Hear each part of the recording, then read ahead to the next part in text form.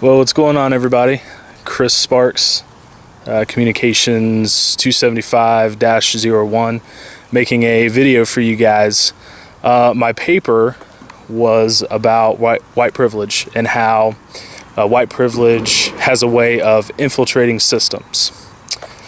And I figured maybe the best way to kind of show you guys that is give you sort of a day in the life of being an urban ministry role. You guys know I'm a pastor at a church in the Highlands. What you don't know is I'm also a part of a team called Grace.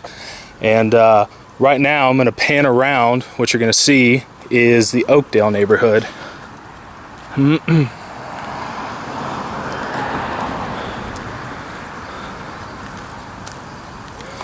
The Oakdale neighborhood is located right behind Churchill Downs.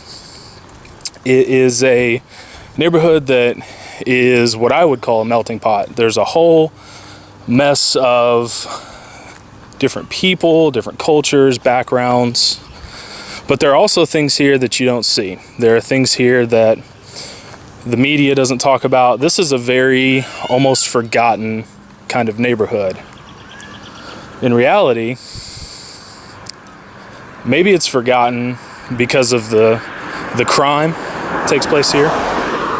And I gotta let you guys know just ahead of time, I gotta be very careful walking around this neighborhood with a camera. This is a very closed neighborhood, so me walking around with a camera doesn't bode well. I could get in some serious trouble because there are people watching me. So I don't want to be all dramatic and say I'm putting my life on the line, but I'm kind of putting my life on the line. So there's that. I'll take you over here. Let me pan on the neighborhood again, just real quick.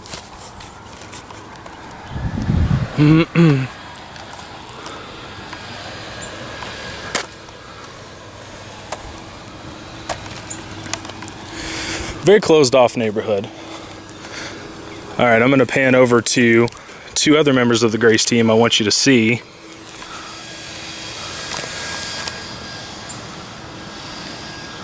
Right there is Pastor Corey and Jocelyn Church. Pastor Corey is actually the pastor of Grace Church, which is located on Denmark.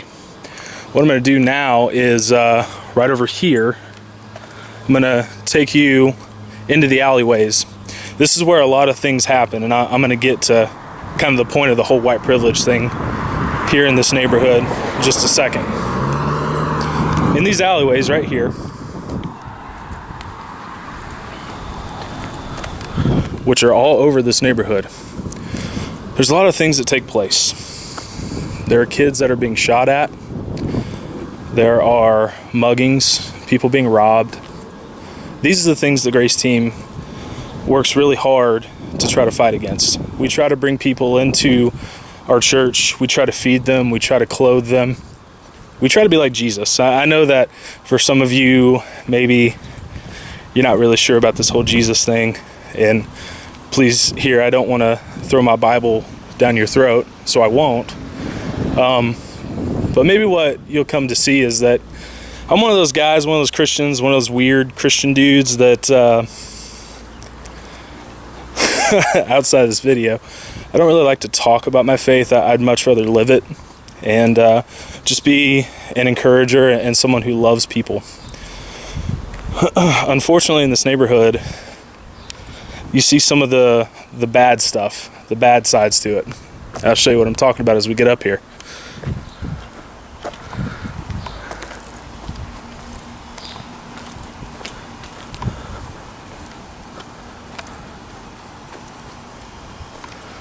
There's a lot of rundown areas. In fact, a few weeks ago, there was a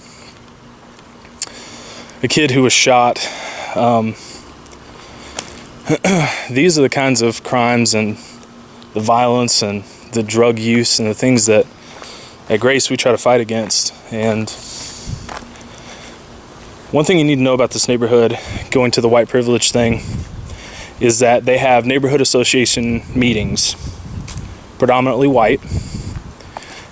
And the last one I went to was mostly white, and they expressed that all the problems and all the drug use and all the gangs and all the gun usage that takes place here is only done by black people.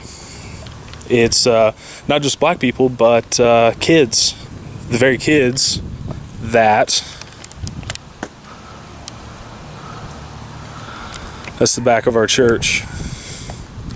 The very kids we do ministry with. The very kids that we've built relationships with. And the very kids that we fight for every day. Supposedly these are the kids that are doing all the drugs and the selling and the murder, the violence.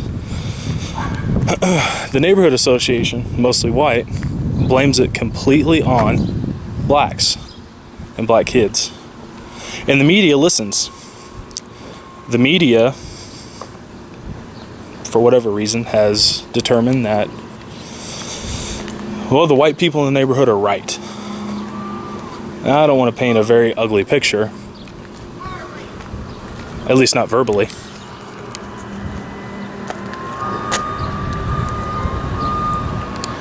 Again, me even having a camera out in this neighborhood, if the wrong people see it, I'm in a lot of trouble.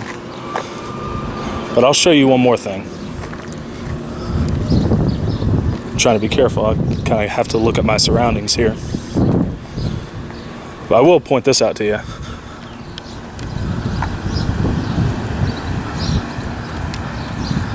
That's right. How many churches you know have graffiti on it? Pretty cool, huh? Yeah, I'll show it to you.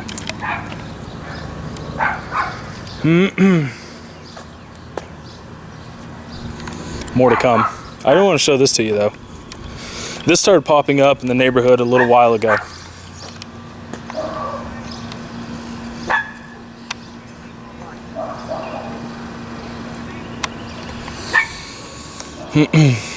Because the neighborhood association of predominantly white people have determined that all the graffiti, everything, is black kids.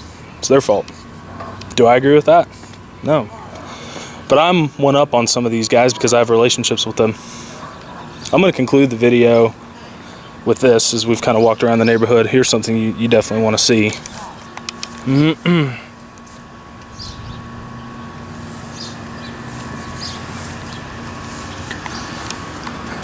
I'm not going to go into too much detail about what I just showed you. Let's just say questionable things do occur in this neighborhood. And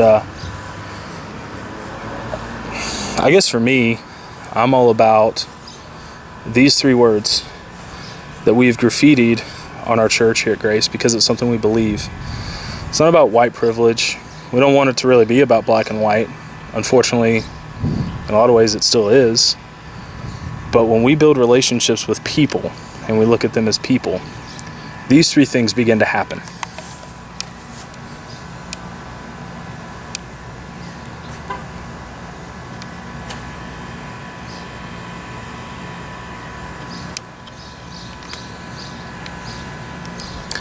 Redeeming, reconciling, and restoring a neighborhood that is lost, forgotten. And we see how white privilege keeps people in this neighborhood right where they are. We're about this.